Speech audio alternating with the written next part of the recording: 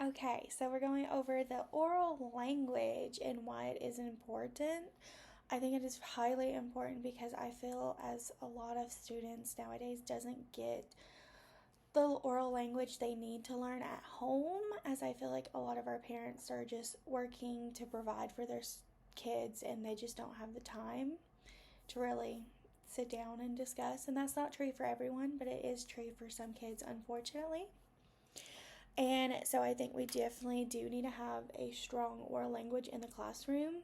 And I feel like sometimes our technology kind of gets in the way of that just a little bit.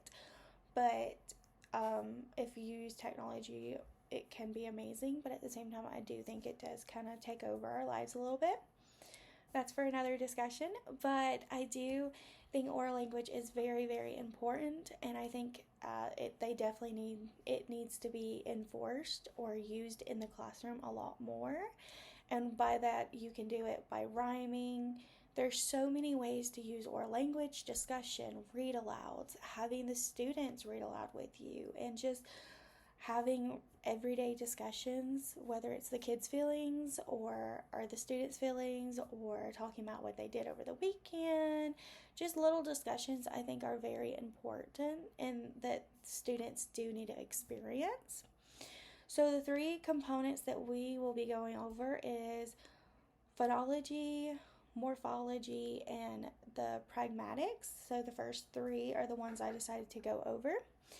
For phonology, I decided to do compound words, and this activity is kind of like the little hand gesture that you do as like a whole group. So football, football. So kind of like that, which that was backwards because of the camera. Sorry, but so it's kind of like that, but it's these little flip cards. If you can see it, it says foot and ball. You put them together, football. I do recommend you to laminate these, but so it does this, and it comes in a pack. I got this off of Teacher Pay Teacher. It is free right now. So here's another one, mailbox, and it does have a picture to go with it, which is useful.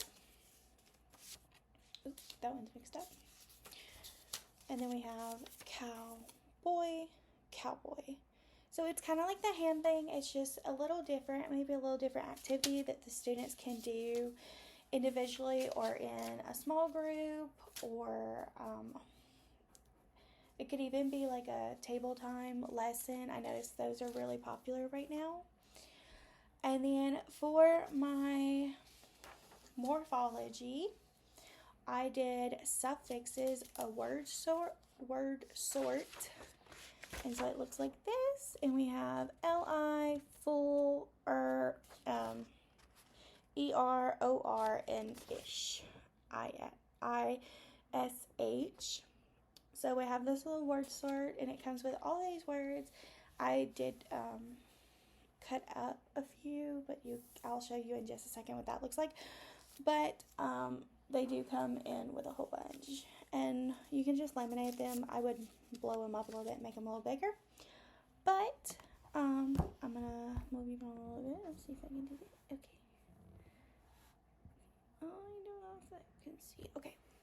And so you just kind of search you're going to sort the suffixes into the rightful spot, and the kids will obviously do this. You can do this in a small group, again, whole group. I tried picking things that would be, you could use, it's very,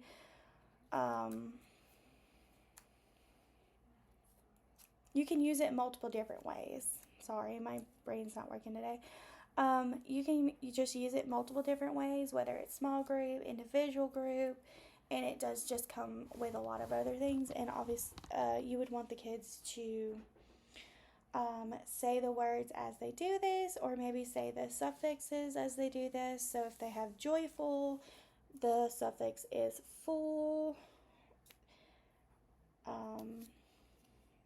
Editor, the suffix is er.